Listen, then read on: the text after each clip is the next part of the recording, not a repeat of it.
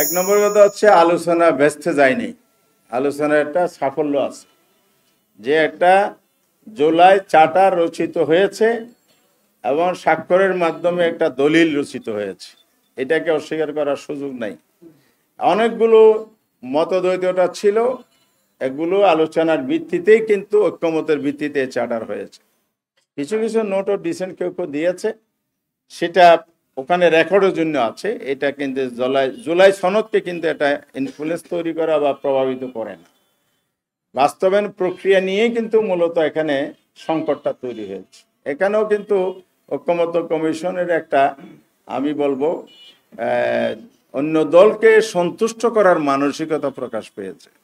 ওনারা তো বলতে পারতেন সুপারিশে জুলাই সনদ জারি, গণভোট নির্বাচনের আলোকে পৃথকভাবে হবে, তাহলে এখানে ফুল স্টপ করলে কিন্তু জটিলতা হয় না। অথবা দিয়ে যে আবার একটা রাস্তা খুলে দিলেন, এখানে কিন্তু সংকট তৈরি হয়েছে। আর জুলাই সনদ স্বাক্ষর হওয়ার পরে বাস্তবায়ন প্রক্রিয়া নিয়ে নতুন করে আলোচনা উপদেষ্টা পরিষদ করেছে বলে আমরা জানি, কিন্তু আবার রাজনৈতিক দলের দিকে যে আলোচনার জন্য ঠেলে দিয়েছে, এর আগে কিন্তু আমরা আলোচনার জন্য সূচনা করেছি, আহ্বান করেছি। সেখানে যদি সবাই আন্তরিক হতেন তাহলে এই সংকটগুলো থাকতো না। এখনো আমরা আশাবাদী, আলোচনার দরজা সবসময় উন্মুক্ত আছে। সেটা সরকার উদ্যোগ নিক এবং রাজনৈতিক দলগুলো উদ্যোগ নিক, হতে পারে। তো চার্টার যেটা হয়ে গেছে, এখানে তো হাত দেওয়ার সুযোগ নাই। আবার বাস্তবায়ন প্রক্রিয়ার মধ্যে যে ডিরেকশন সুপারিশ চলে আসছে, সেটার উপরে কি আলোচনা হবে আমরা জানি না। তবে আলোচনার মধ্যে দিয়ে সংকট উত্তরণের একটা রাস্তা বের করে আনা উচিত আমাদের। আপনারা যখন গণভোটের কথা বলছেন, তখন অনেক দলের রাজনীতিবিদরা বলা শুরু করেছে বর্তমান সংবিধানে গণভোটের কোনো বিধান নেই। আরেকটা বিষয় হচ্ছে, আবার কেউ কেউ বলছেন যে জুলাই সনদ চাই না, আমরা হচ্ছে দ্রুত নির্বাচন।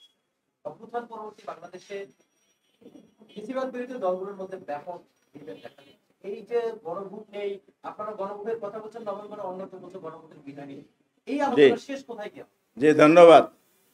এই কথা যদি বলা হয় গণভোটের বিধান নাই, সেটা বিদ্যমান সংবিধানে নাই। পঞ্চদশ সংশোধনের আগে কিন্তু গণভোট ছিল।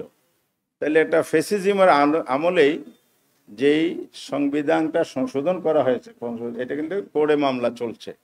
চূড়ান্ত রায় আসলে আমরা বুঝবোই সেটা কোথায় গিয়ে ঠেকে। দুই নম্বর, এই যে প্রশ্ন যদি কোনো রাজনৈতিক দল তোলেন, তাহলে তারা ফ্যাসিবাদের অবস্থানটাকে সমর্থন করেন, এটা বোঝা যায়। নাম্বার টু হচ্ছে, আমিও তাহলে একটা কথা বলতে পারি, 5 বছর পর পর নির্বাচন হওয়ার কথা, 26 সালকে 5 বছর পূর্তি হয়, তাহলে এটা কি সংবিধানে আছে? এই সংবিধানের কথা বলে ওবায়দুল কাদের আর শেখ হাসিনা বারবার জাতিকে কিন্তু বিপদের মধ্যে ফেলেছে, তাদের অপশাসন চাপিয়ে দিয়েছে। তো যারা এই ধরনের প্রশ্ন আবার তোলেন, সংবিধান সংবিধান, সংবিধান বড় না জনগণের অভিপ্রায় বড়? জনগণের জন্য সংবিধান না সংবিধানের জনগণ? এই বক্তব্য আজকে আমি দিচ্ছি, আমাদের মাননীয় বিএনপির মহাসচিব মির্জা ফখরুল সাহেব বহুবার দিয়েছেন এই বক্তব্য। তো তিনি যদি আজ থেকে কয়েক বছর আগে ফেসিবাদের আমলে এই বক্তব্য প্রশ্ন তুলতে পারেন, হ্যাঁ, আজকে তো এই কথা আমরাও বলতে পারি যে সংবিধানে 5 বছরের পরপর নির্বাচন ছাড়া আর কোনো বিধান নির্বাচন হতে পারে না। হ্যাঁ, কোনো কোনো কারণে সংসদ বৈল হইতে পারে, এটা বিষয় আছে। কিন্তু আমার কথা হলো, সংবিধানের কথা যে আপনারা উঠাচ্ছেন, এই সরকার কি সংবিধানের ভিত্তিতে গঠিত হয়েছে? তাহলে আপনি সরকার অবস্থান কোথায় যাবে? সুতরাং এই জায়গায় হাত দিতে গেলে বহু ধরনের জটিলতা তৈরি হবে। তো কারো যদি স্বচ্ছ পরিচ্ছন্ন মন মানসিকতা দেশের জন্য, দেশের ভবিষ্যতের জন্য তৈরি হয়, মৌলিক সংস্কারের দিকে এসে আসলে আমাদের সমাধানের দিকে যেতে হবে। জটিলতা তৈরি করা, সংবিধানের প্রসঙ্গে নেই, সমাধানের পথকে রুদ্ধ করে দেয়া, আলটিমেটলি তারা ফেব্রুয়ারিতে নির্বাচন চায় কিনা এই প্রশ্ন তৈরি হয়ে যাবে তখন। এই জন্য আমরা সেদিকে যেতে চাই না। আমরা একটা সুন্দর সমাধান চাই, ফেব্রুয়ারিতে নির্বাচন হোক, গণতান্ত্রিক সরকার ক্ষমতায় আসুক। ধন্যবাদ।